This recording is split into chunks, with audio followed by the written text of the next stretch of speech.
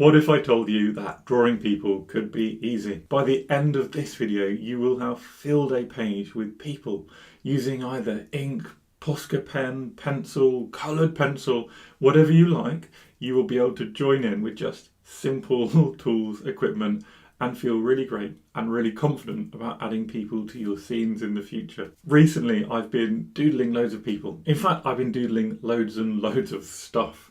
And I say recently, I mean for the last year or so, I kind of discovered this for myself as a thing that I enjoy and a way of improving my skills and my confidence and finding those visual shortcuts which make sketching really fun, really easy. You can see here I've half filled this giant sketchbook with pages full of everything from a hodgepodge of doodles through to landscapes, animals, birds, people, cars and trains and loads of nonsense. The great thing about this is it's so risk-free. It really doesn't matter if you make a mistake, because when you fill your page with character and fun, well, it's filled with character and fun and no one sees the mistake, including yourself. You forget about those mistakes because your page just looks so great. You can also find lots of this kind of doodle stuff on SkillShare. But less about me, hey? Less about me. Today, I just want you to relax, have fun, feel a little confident in filling up your sketchbook. I happen to be using some Posca pens because I just want to, because they look really fun on the page. They make something nice, bright and bold to record, and they make, hopefully, the thumbnail look really interesting and exciting.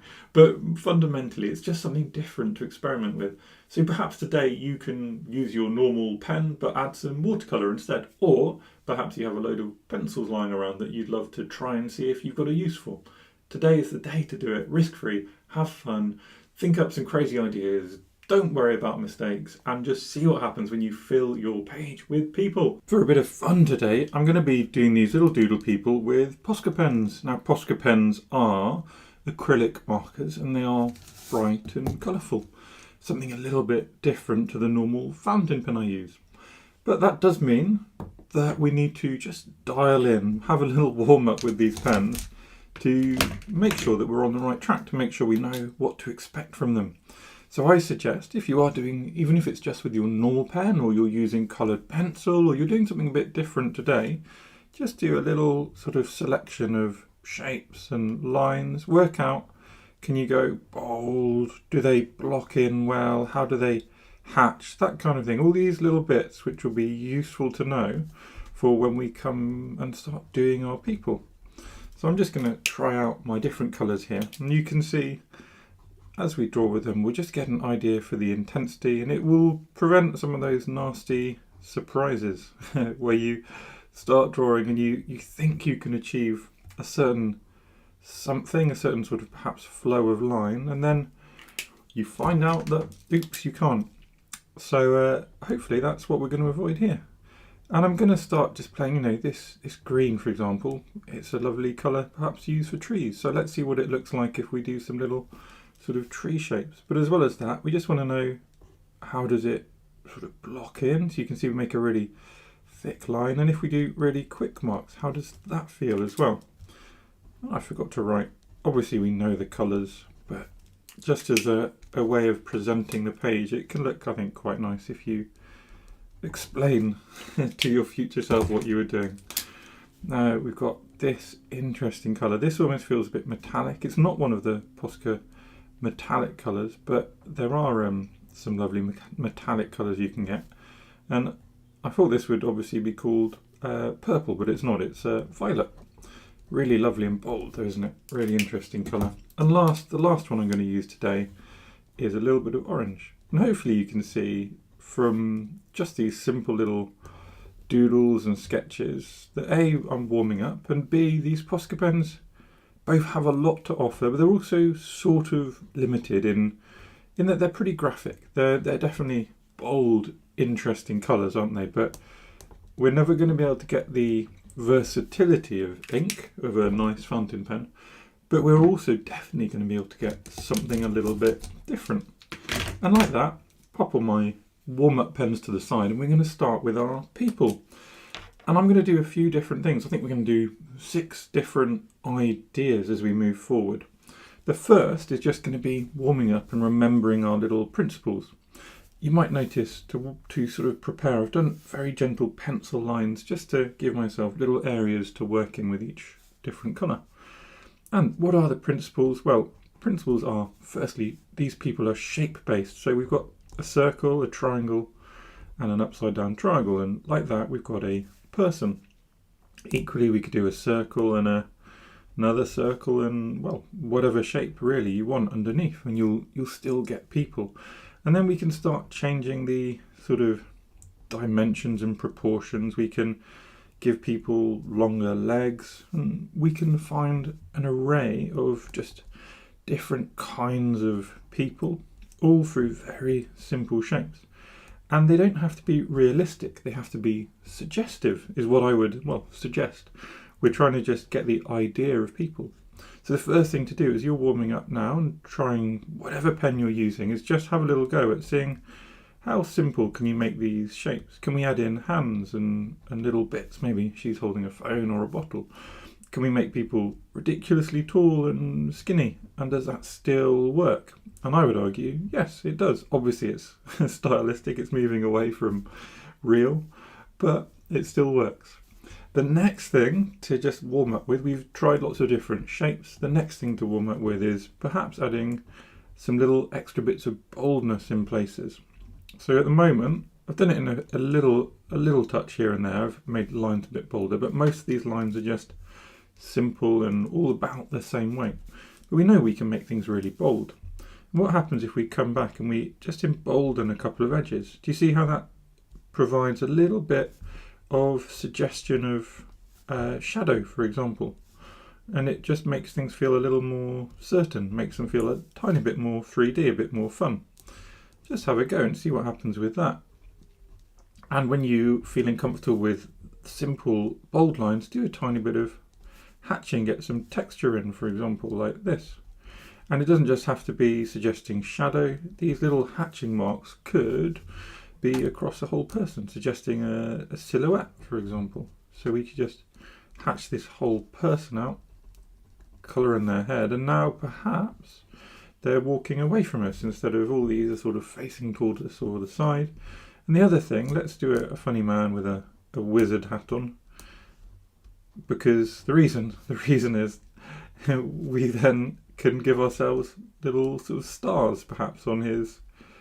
Does a wizard wear a gown? A robe, I suppose, isn't it? And we can start to use these same, not so much hatching anymore, is it? But it's these textural marks to, instead of describe texture or describe shadow, these marks can suddenly, maybe this person can be wearing a coat with little flowers on.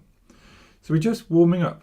With this first little row, we're warming up, we're remembering our key principles, that is really simple shapes, and having a little bit of line weight variation, starting to remember that the shapes can be all sorts of different things, and remembering the importance of hatching and how that could imply a bit of shadow going on within our stuff, within our little art.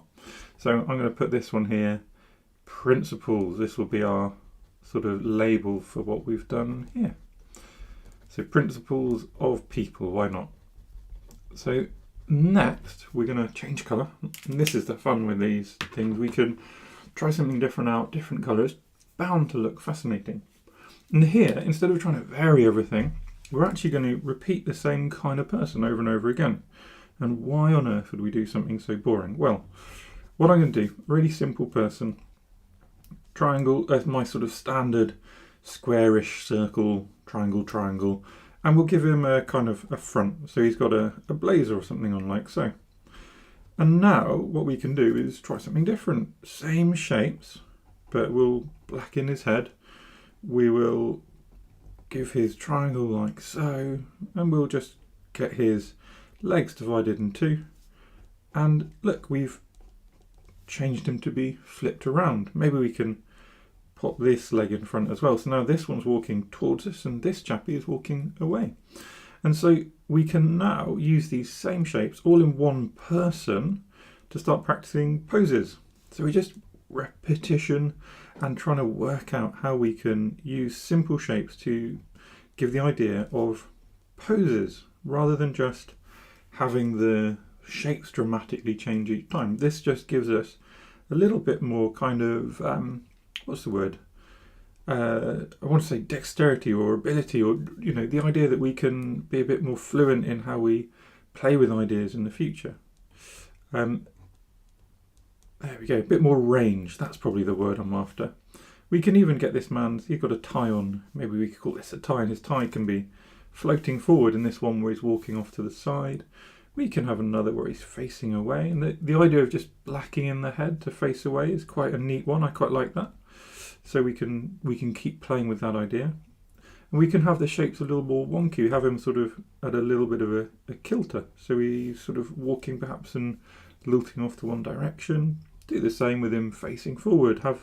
Just see what happens if we make these shapes sort of list over to one side, and then see what we need to do with the legs to make that make sense. We don't necessarily have to make it make sense at all, of course. What else can we do? Let's try a couple more where he's a bit more in action. What I'd say is try things out, and you will make mistakes, and unexpected things will happen, and that's okay. So we kind of get to this point, and then we go, wait, I was trying to make him walk away. Has that been successful? Maybe. Okay, so we can proceed. Let's see what we need to do with the legs, and that's okay. I think that's worked. But if we got the idea that body shape was wrong, so maybe we done something like this, and then we just couldn't work out where to proceed with our initial idea. Well, what could this slightly off-kilter man be doing? Well, he could be waving his arms in the air, because, you know, if you're wonky or wobbly, you could always be waving your arms in the air, perhaps running towards us. So we've still got that idea of movement coming in.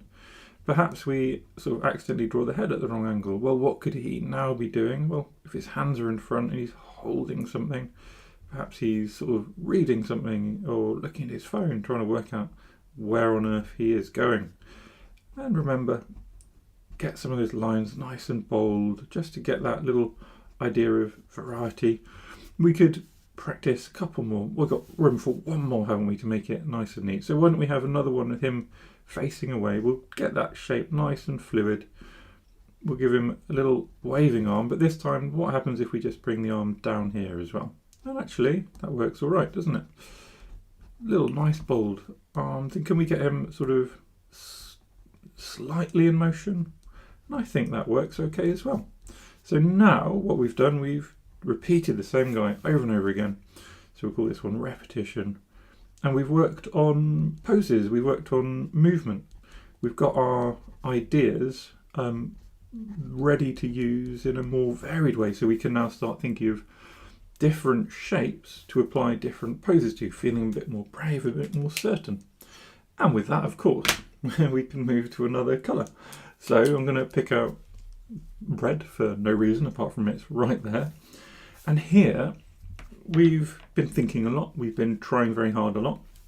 So why don't we peel it back? Why don't we try a slightly different, more fluid style and see what happens if we just really simplify, and, you know, things can suddenly become a little more abstract. There could be two people sort of connected, and now we're almost just trying to silhouette the overall feel. We could vary the size of people and divide them up a little bit more. I'm almost doing sort of Posca pen continuous, well, in fact I am doing Posca pen continuous lines here, aren't I? And we've got two people kind of stood right next to each other, both wearing ties. We can get another person, make them a really simple shape and have them silhouetted out, maybe facing away from us. Here, maybe not all of these shapes want to have their lines bold, and these feel more sort of fluid and distant, so we don't want to necessarily do that. We can have people's real, very fluid shapes, little wobbly ones, instead of these geometric shapes, just little wobbly shapes. And again, still works. In the grand scheme of things, it still works as a person. Try and get a little bit of movement in. Let's pop the arms out. Let's give them a sort of, this is more like a flowing kind of, it's almost like a star, isn't it, this shape? And again, I think that works okay. Works all right. And we're just playing with ideas, playing with different shapes, being quick, being more gestural, more incomplete, more sort of abstract. And I would encourage you to just really let things flow for a couple as well. You can just be very loose, little swirly people. We don't have room for another there, so we'll call that one finished really quick. What are we going to call this? Well, let's say it's simple gestural.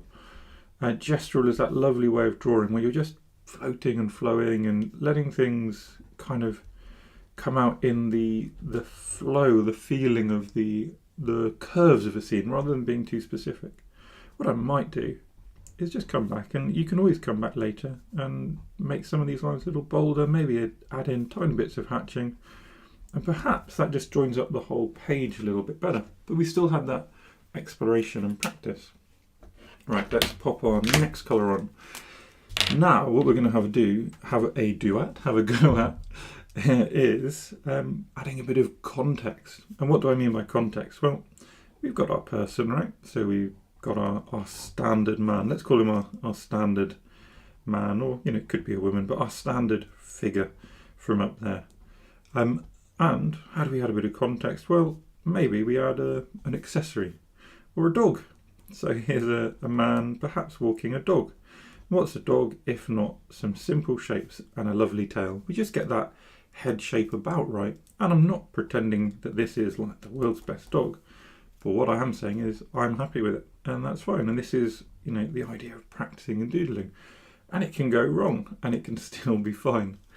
Recently I think I showed you at the beginning, been doing little things for my family and friends as we get married, and adding in little context of things like a lot of my family are vets, and so I did a card with them with a horse, and it took me a lot of goes to make my silly, very cartoonish horse not appear completely ridiculous.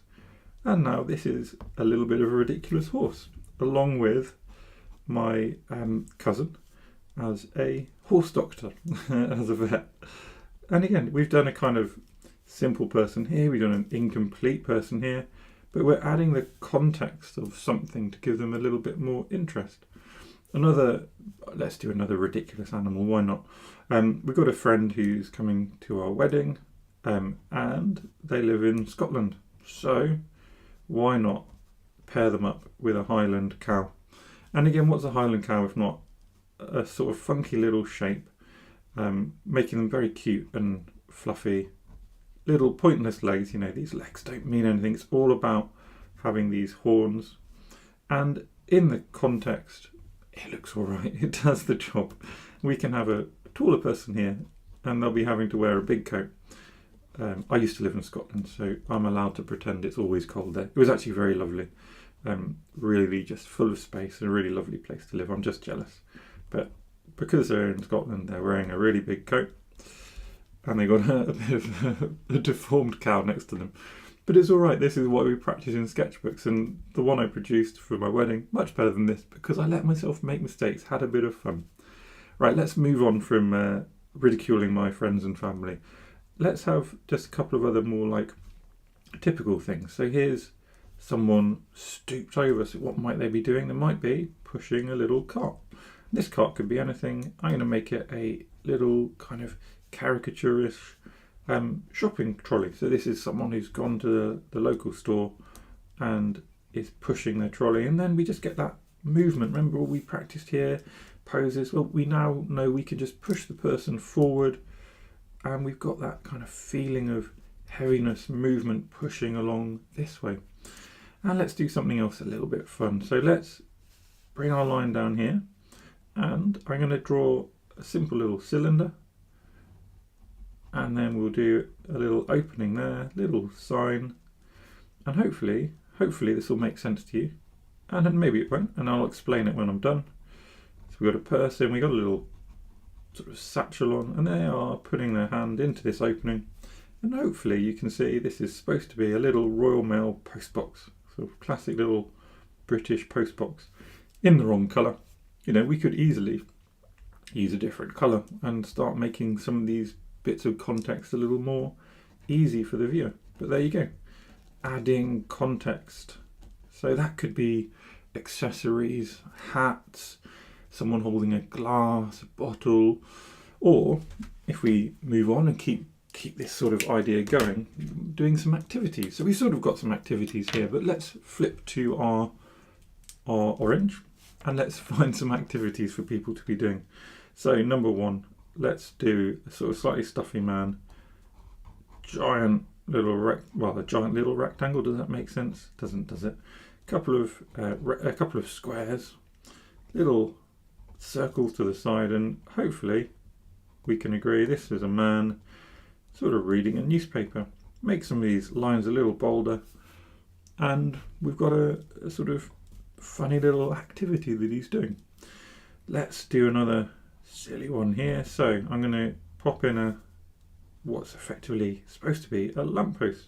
Simple shapes. We can even give this lamppost some light beaming down, and we all know, especially in the UK, that underneath lampposts are men wearing trench coats, having big hats on, and holding, of course, a magnifying glass, because they are all spies. That's where the spies hang out, underneath lampposts. And this is a very silly idea, isn't it? But again, it just gets us practicing the sort of, well, ideas. It gets us practicing making people move, be in different poses, implying different things. We can block in areas as well, make it a little more easy to understand, or even connect the floor between these two people. Or not these two people, between the lamppost and the person. Again, just using our little creative brain to try things which we can use later in different kind of art, so in more artistic art, if you want less sort of doodly art, but also in creating pages like this and like this. Anyway, enough talk, let's continue. Let's do some kids playing football. So we just, little shapes, they just need to be little people having a little bit of movement. Maybe we have his friend or her friend over here. Let's make it a girl, and she's going to have her foot out in a sort of kicking pose. The ball can be here, can be blacked in, not blacked in, oranged in, blocked in. And there we go, a little bit of movement, just little lines to suggest movement. And there we go, we've got a sort of scared boy actually, haven't we? And a very confident girl. He's scared because his legs are wobbling. Confident girl running straight at him. Let's do some more fun. So activities that my family love as well. We're going back to my family. So this is not my mum, but my mum really loves her bird watching. So let's get someone, again, we get a sort of bit of a stereotypical hat, little bit of a hood there. So again, simple shapes, and we've got this person suddenly a little bit more interesting than they might otherwise have been. And then off in the distance we can have little birds, and they can be kind of floating over our next scene, and this person is watching them.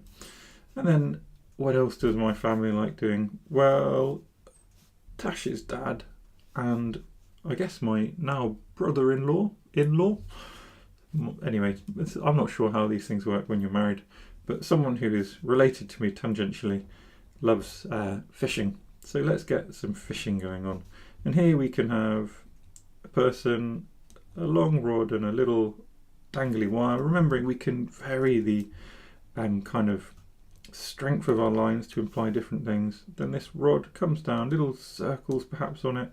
Then we get here, we got that big circle, and the hands are holding it, and just stood there having, by all accounts, a lovely time. Now I'm far too sort of frustrated by standing still to enjoy fishing, but I am often jealous that there are people who can. I'm also vegan, which doesn't help the wanting to fish aspect, but I still find the idea potentially relaxing, and I can appreciate people who can appreciate it. And there we go. Lots of context. This time we'll go ... so add context or activities. So there's loads and loads of things you could do, and I've just chosen a few bizarre and hopefully fun ways to do it.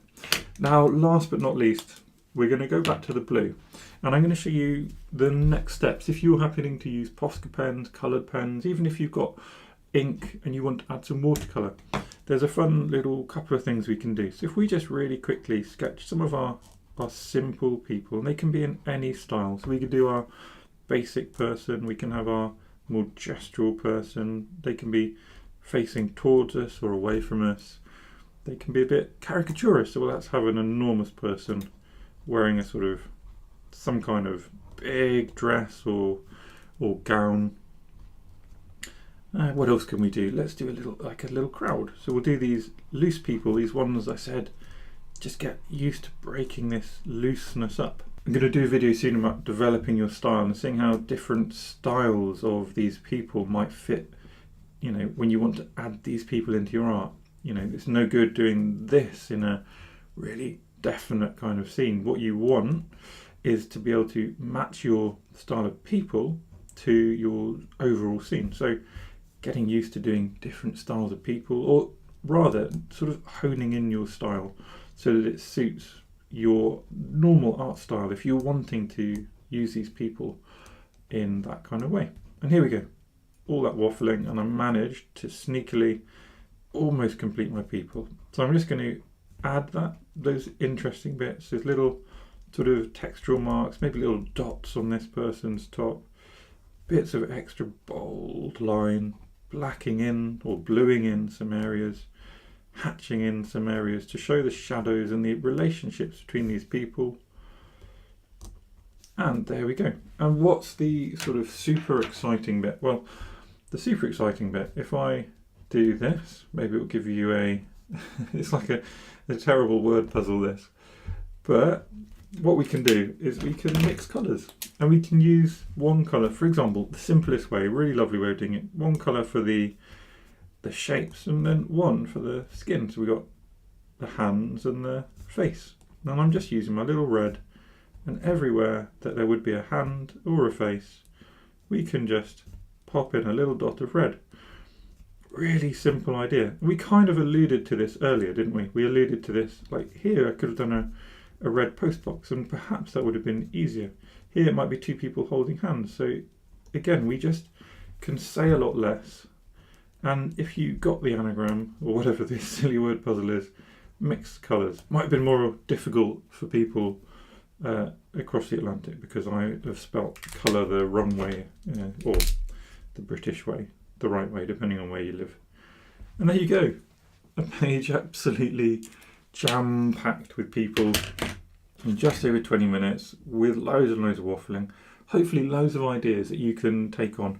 If you enjoyed this, then you might enjoy these videos, and I will see you in the next one. So thank you everyone for watching my little sketching videos. If you enjoy my content, please do subscribe to my channel, because it makes me really, really happy.